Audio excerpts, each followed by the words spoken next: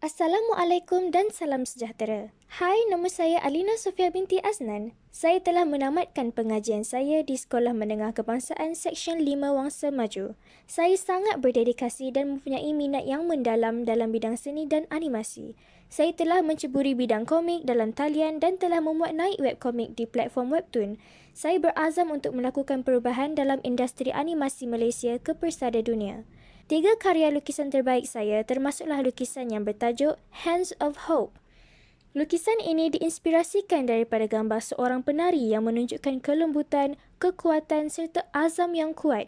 Saya menggunakan teknik basah atas basah dan media akrilik. Lukisan seterusnya pula bertajuk Betrayal, diinspirasikan oleh watak dalam komik saya sendiri.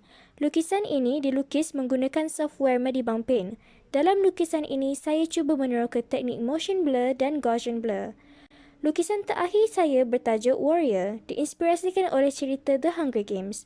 Dalam lukisan ini, saya meneroka teknik glow. Itu sahaja daripada saya akhiri video ini dengan beberapa animasi yang telah saya cuba menggunakan software pensel 2D dan kereta.